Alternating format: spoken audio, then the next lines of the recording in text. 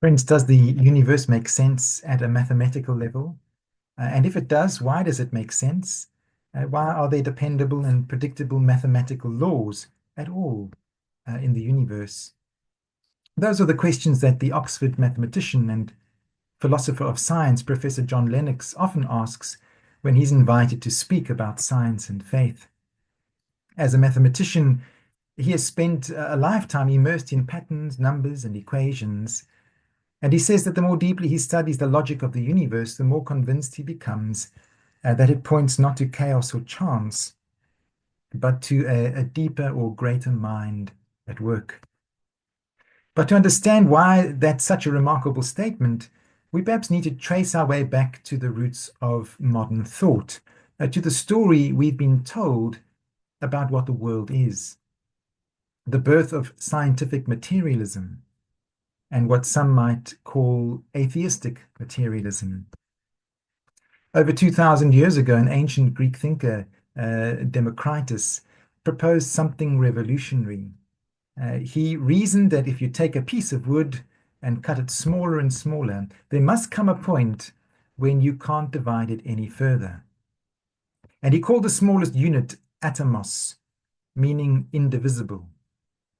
It was an insight born not of experiment, but of sheer reasoning.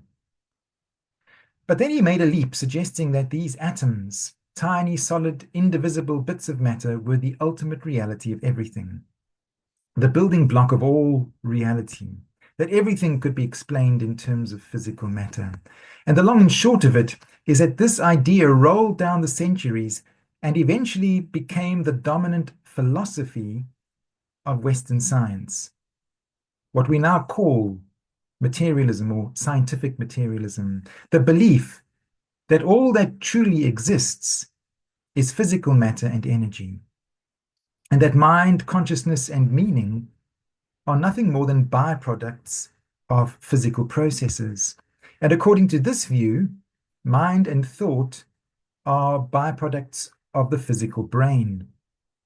And so materialists believe that mind reduces to brain, and brain reduces to physics and chemistry.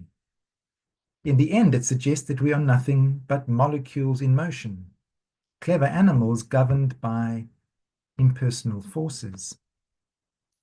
And if we are nothing but molecules in motion, then we live in an ultimately cold and meaningless universe. According to this materialist worldview and belief system, there is no overarching meaning to life. The only meaning is therefore the meaning that we ourselves attribute to things. And who then is to distinguish between which made-up system of meaning is better than another?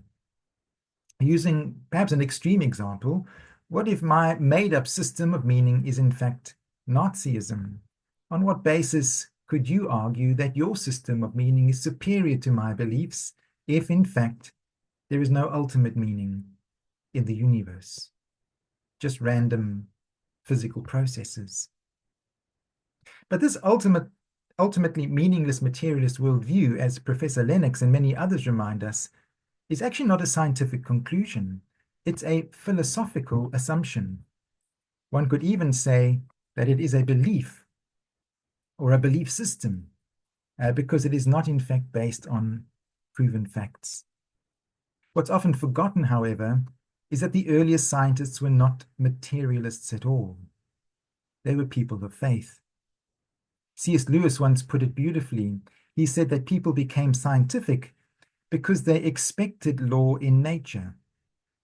And they expected law in nature because they believed in a lawgiver, a mind behind all the laws of the universe. The great pioneers of modern science, Galileo, Kepler, and Newton, all believed that the universe was the creation of a rational mind. And because it was the work of that greater rational mind, they believed that it would be orderly, intelligible, and discoverable. Far from their faith hindering their science, it was their faith that fueled their science. They studied the world as a way of understanding the greater mind of the divine, of God. And that same insight shaped Professor John Lennox, himself a mathematician, who came to believe that behind the language of mathematics, there must be a greater logic or logos, a deeper rationality woven through all things. Ironically, modern science, through quantum physics, has in fact moved far beyond the materialism inherited from Democritus. We now know that the atom is not indivisible. It can be broken down into protons, neutrons, and electrons, and even further into quarks and strings. According to quantum theory, these are not solid particles at all, but patterns of energy, vibrations, even probabilities. The deeper scientists, the deeper scientists look, the less material the material world becomes. As we saw last week in a short reading I did in the service, about 95% of the universe, the so-called dark matter and dark energy, is invisible and unknown. Dark matter has mass and it exerts gravitational pull, yet it is not made up of ordinary particles like protons, neutrons, or electrons. And dark energy, an even greater mystery, seems to be the force driving the universe's accelerating expansion. It turns out that only 5% of the cosmos is made up of ordinary visible matter, the kind that we can touch, see, or measure directly. The vast majority of reality is unseen and unhidden, reminding us that science has so far only begun to glimpse the depths of the universe we inhabit. Quantum physics has also revealed something extraordinary, that consciousness can affect reality. In certain experiments, the act of conscious observation changes what happens. Reality seems in some mysterious way responsive to consciousness. And it was this realization or discovery that led Max Planck, the father of quantum theory, to conclude that consciousness is in fact primary, that matter is derived from mind and not the other way around. Likewise, as we looked at last week, when Watson and Crick discovered DNA, they found not just chemistry, but encoded information, a digital language far more sophisticated than anything human beings have ever written.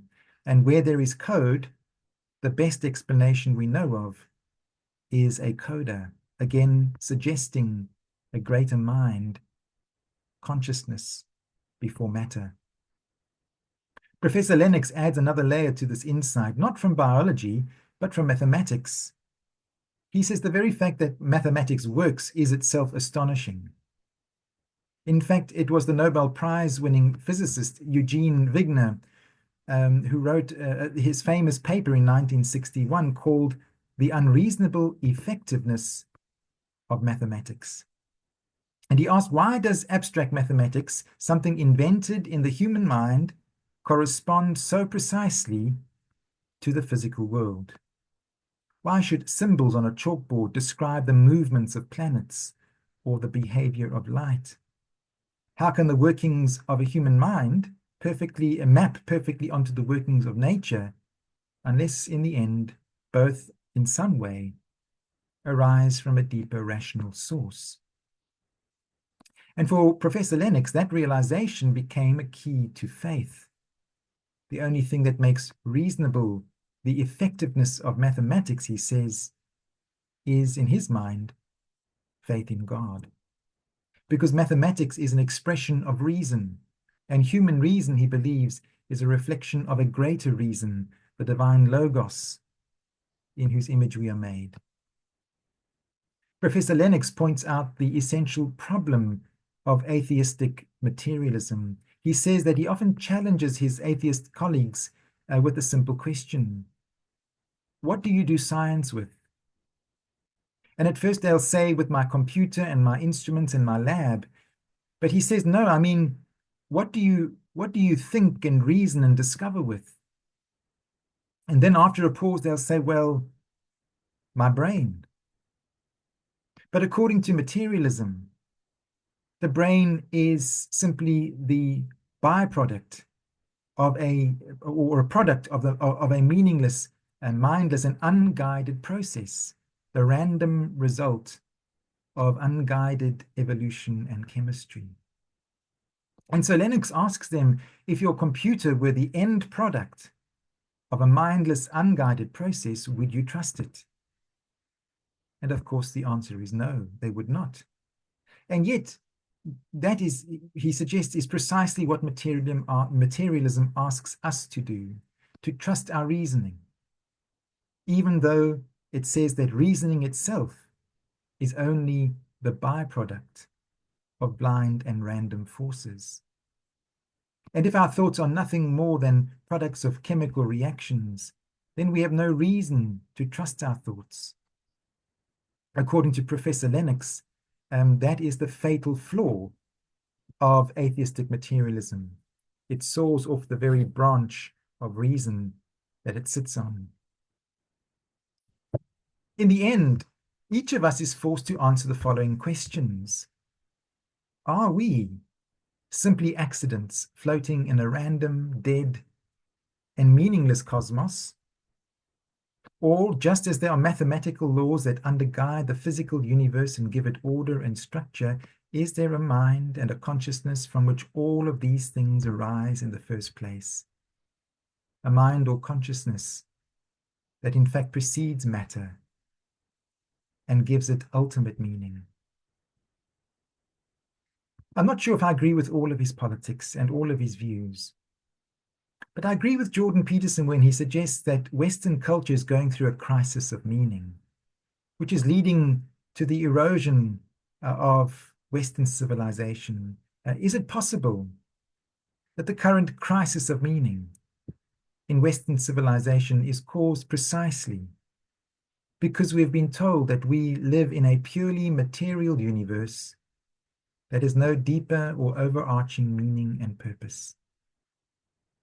What if all of our God language over the millennia has been our human attempt to affirm the intuition that there is indeed a deeper logic, rationality, meaning, and purpose to reality, even if we cannot fully comprehend exactly who or what God is?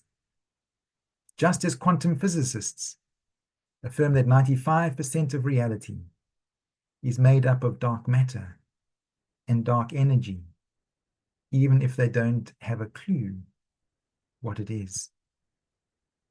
In Romans 11:34, St. Paul writes, "Who has known the mind of God?" And yet he writes with the conviction that in some way the mysterious mind of God, the mind of the divine, has been made known to us in the person of Jesus.